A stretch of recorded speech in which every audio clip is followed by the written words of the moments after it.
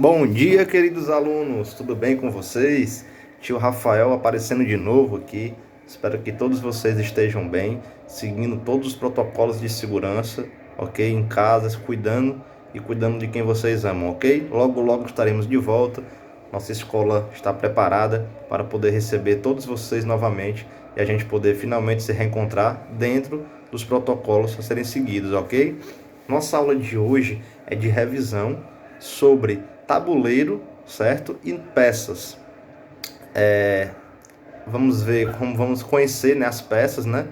Vocês já viram esse conteúdo, todos já devem conhecer, né? Mas como é revisão, então a gente vai pegar toda essa parte de novo, ok? Tabuleiro. Gente, o tabuleiro para o xadrez tá como um campo de futebol, é para o futebol, ok? É o local, campo de futebol, os jogadores vão desfilar o seu futebol, o que treinaram, né? A tática e tudo mais. O tabuleiro é a mesma coisa. É onde as peças vão dançar, né? Vão desfilar naquele tabuleiro que é quadrado, né? É 4x4, ok? Nesse quadrado, gente, ele tem 64 casas, ok? 64 quadradinhos daquele, geralmente são brancos e pretos, né? Dividido por cores brancas e pretas. 64 casas. Lembrando que sempre quando for começar a partida de xadrez, né, existe uma posição inicial para todas as peças. Cada peça tem o seu lugar para poder começar o jogo de xadrez. O tabuleiro também, ele tem a posição inicial dele, né? Você fica girando para um lado, girando para o outro, não. O tabuleiro, antes de você começar a partida, você pega sua mão direita, seu dedo indicador e a primeira casa, bem no cantinho do seu lado direito, tem que ser na cor branca, ok? Professor, meu tabuleiro é azul com branco. Professor, meu tabuleiro é verde com branco. Não tem problema, né?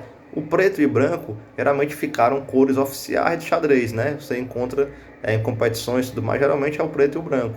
Mas, desde que você consiga diferenciar as cores da casa e das peças, não tem problema eu brincar ou trocar as cores. Eu não posso ter cores parecidas, certo? Uma cor bem escura e a outra cor um pouco mais clara. Não, tem que ser bem diferente uma da outra, para não confundir durante o jogo. Então as minhas peças têm que ser bem diferentes uma da outra, as cores, né, do conjunto de peças do outro, e o tabuleiro também. Então, voltando, o tabuleiro ele é um quadrado 4x4, ok?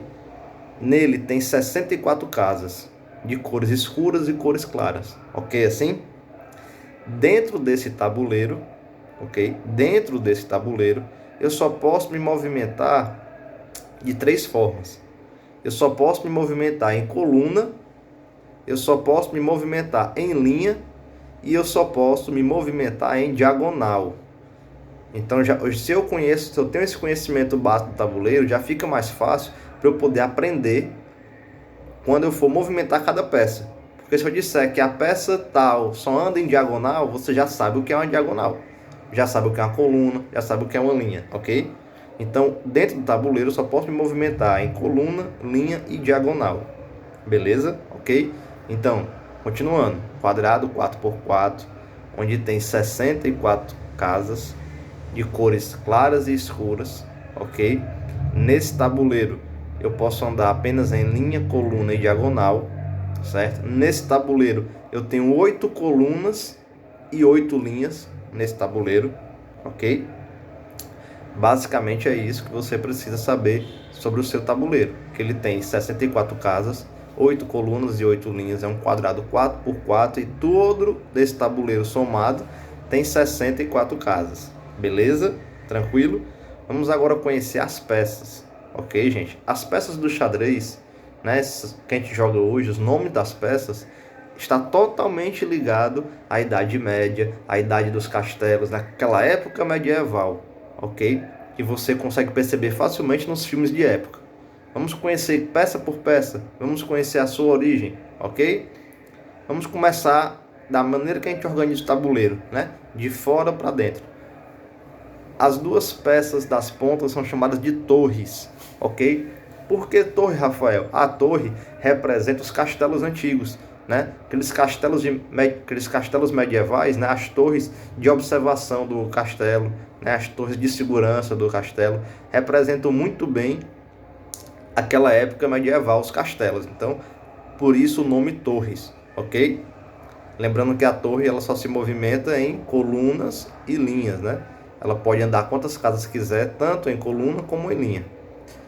Após essa, vamos usar os cavalos, né? O cavalo tem um movimento especial que a gente fala já. Mas os cavalos, gente, era o principal meio de transporte da época. Aquela época medievais, vocês sempre vão ver os cavaleiros lá, né? Os soldados, sempre a cavalo, né? Andando a cavalo. Então, o cavalo era o principal meio de transporte daquela época. Por isso, o cavalo é representado também no tabuleiro, né? O cavalo é a única peça que pode saltar outra peça e ele anda em L. Esse L, você não conta a casa que ele já está, e você conta 3 casas, né? Uma, duas, a terceira sempre forma a ponta do L, né? Então, o cavalo, ele tem um movimento especial dentro do jogo. Lembrando que aqui, essa aula de hoje é para vocês apenas conhecerem as peças, né? Eu estou me adiantando e falando rapidamente o movimento que elas fazem, para vocês já irem captando isso também, ok? Outra peça importante no jogo, continuando, né, de fora para dentro, após o cavalo, são os bispos, né? Os bispos representavam a igreja daquela época, né? Da Idade Moderna, da Idade Média, né? O bispo representava a igreja, né? Ele era como se fosse o pároco da região, tudo mais. Bispo, ok? Continuando, o bispo só anda em diagonal, certo, gente? O movimento que o bispo faz, tanto pode ir como voltar, é sempre em diagonal. Por isso que são 2 bispos, um na diagonal branca, um na diagonal preta, ok? Outra peças importantes, né? Continuando, vem o rei e a rainha, ok? Rei e a rainha, não existe representação maior da Idade Média, né, do que o rei e a rainha, né? Os donos dos castelos, né? Representavam todos os nobres da época, né? E o sistema monarca que era utilizado na época, né? À frente deles são os peões, né? Lembrando que o rei e a rainha, ambos podem andar em qualquer direção, tanto em linha como coluna como em diagonal, porém, a diferença é na quantidade de casas. O rei só anda uma casa por vez e a rainha anda quantas casas quiser, ok? À frente do rei e da rainha são os peões. São formados por 8 peões, né? Que ficam à frente de todas essas peças de maior valor. E os peões só podem se movimentar sempre uma casa por vez, né, em coluna. Apenas na primeira jogada de cada peão eles podem se movimentar 2 casas, ok? Então esses são os nomes das peças que você vai encontrar no jogo: torre, cavalo, bispo, rei, rainha e peões. São esses 6 nomes que vocês precisam saber, né? Lembrando que o jogo de tabuleiro é composto por 32 peças, sendo 16 peças brancas e 16 peças pretas, ok? 2 conjuntos de peças. Tranquilo assim, gente? Então, voltando lá de novo, tabuleiro, 64 casas, ok? 8 colunas, 8 linhas, um quadrado 4x4, beleza? Esse tabuleiro, as formas que você tem que se movimentar é coluna, linha e diagonal, ok? As peças são rei, rainha, torre, cavalo, bispo e peões, beleza? 16 peças brancas e 16 peças pretas, somando 32 peças. Então, o xadrez é um jogo que tem um tabuleiro de 64 casas e 32 peças, sendo 16 brancas e 16 pretas. Ok, gente? Fiquem com Deus. Espero que todos vocês façam uma excelente prova. Tranquilo? É um conteúdo tranquilo que você já vem vendo há um tempo com o tio. Então, espero que todos vocês saiam muito bem na prova. Certo? Fiquem com Deus e não esqueçam de estudar, pesquisem, ok? Tem apostila, tem textos que eu botei lá na nossa página. Vocês já estão acompanhando com o tempo. Tudo isso que eu estou falando aqui tem nesses livros, nesse texto, ok? Estudem por eles também, beleza? Pela internet também vocês acham fácil, pesquisa sobre o xadrez, beleza? Não tem desculpa para vocês não irem atrás e buscar o conhecimento. Tranquilo? Fiquem com Deus, um abraço do tio Rafael.